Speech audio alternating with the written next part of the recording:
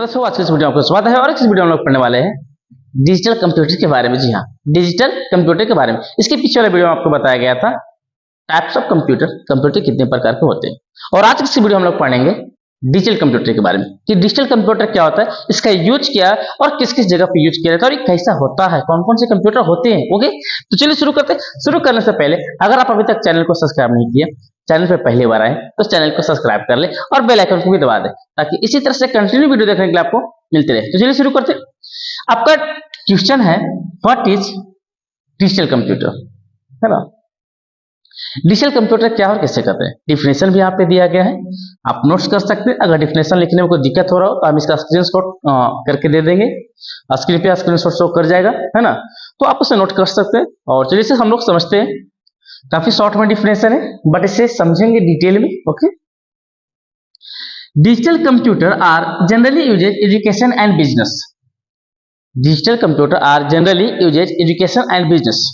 Digital computer का प्रयोग generally सभी जगहों पे प्रयोग किया जा रहा है और ज्यादा से ज्यादातर जो प्रयोग किया जा रहा है वो है एजुकेशन और बिजनेस। एजुकेशन और बिजनेस, जी हाँ, बिजनेस जैसे कि आप किसी भी तरह का बिजनेस करते हैं और उस बिजनेस को अगर आप सिस्टमेटिक रूप से हैंडल कर रहे होंगे तो वो कंप्यूटर आपको कौन सा कंप्यूटर होगा, तो डिजिटल कंप्यूटर होगा। कौन सा, डिजिटल कंप्यूटर। जैसे आप मान लीजिए कि आप बिजनेस नहीं कर रहे होंगे, है ना। माना कि आपने बिजनेस नहीं कर रहे हैं बट आपने कहीं ना देखे होंगे ना बिजनेस करते हुए लोगों को। चले जाइए किसी मॉल में, चले जाइए किसी दुकान में या किसी संस्थाएं या किसी कंपनियां में, तो उस जगह पर जो कंप्यूटर देखने के लिए मिल रहा है वो किस टाइप का कंप्यूटर है, तो वो है डिजिटल कंप्यूटर। कौन सा कंप्यूटर है, digital computer.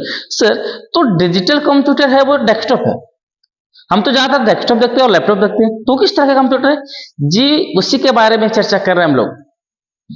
Digital computer category wise हो गया, ठीक है।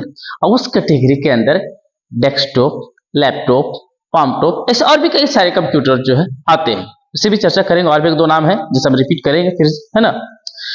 तो हमने यहाँ पे चर्चा कर रहे थे कि डिजिटल कंप्यूटर का यूज क्या और कहां कहां पे किया जा रहा है।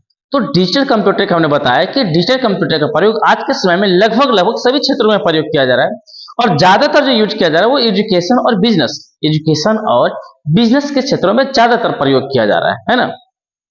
सर ये दिखता कैसा है, तो दिखने के बाद जब चर्चा किया जाए, जैसे कि आपके सामने कहीं ना कहीं डेस्कटॉप आपने देखा होगा, लैपटॉप देखा होगा, पामटॉप जिसे हथेली पर रख के छोटा सा कंप्यूटर बनाया गया था हथेली पर रख के चलाने के लिए, ठीक है। और उसके बाद आपको हो गया अभी हमने बताया लैपटॉप, डेस्कटॉप, पामटॉप, आपका mini computer, main frame computer, super computer. तो ये सब जो कंप्यूटर है वो आपका डिजिटल कंप्यूटर के अंतर्गत आता है, ठीक है।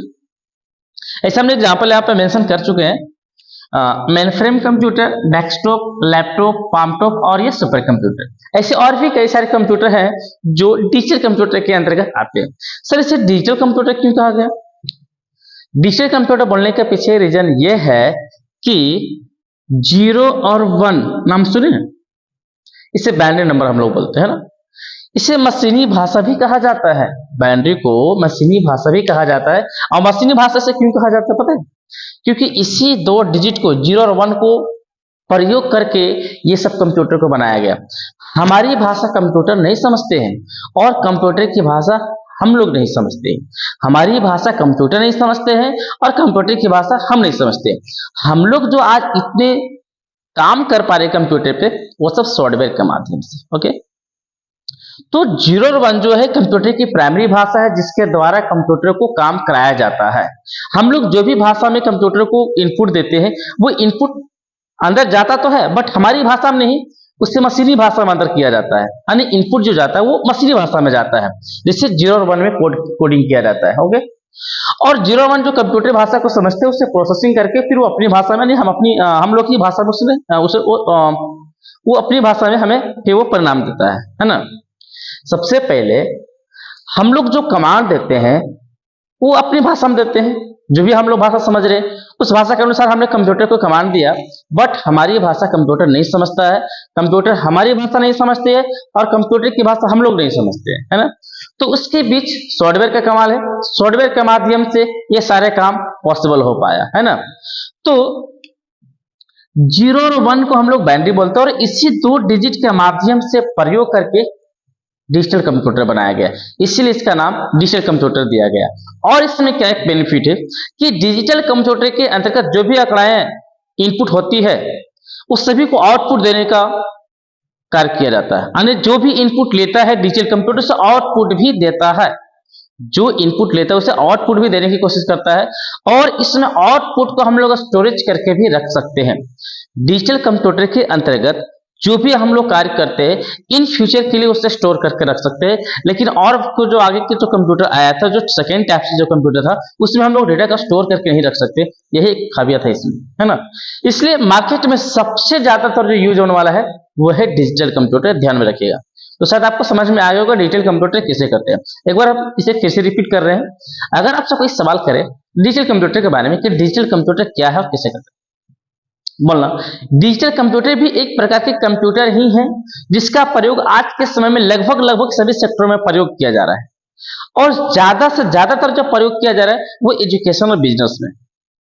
कहा? एजुकेशन और बिजनेस में, जो laptop, desktop, palmtop, super computer के रूप में प्रयोग किया जा रहा है। ओके, ये सब सभी कंप्यूटर जो है वो डिजिटल कंप्यूटर के अंतर्गत आता है।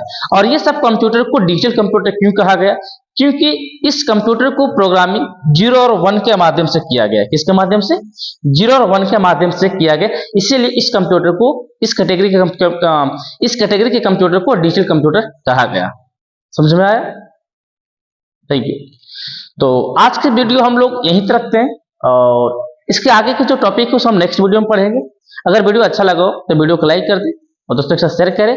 और चैनल पे पहली बार है, अभी तक चैनल को सब्सक्राइब नहीं किए तो चैनल को सब्सक्राइब कर लें और बेल आइकन को भी दबा दें। अगर अभी भी कोई दिक्कत हो तो आप मुझे कमेंट में बता सकते हैं, हम प्रयास करेंगे इसे और भी आसान तरीके में समझाने के लिए।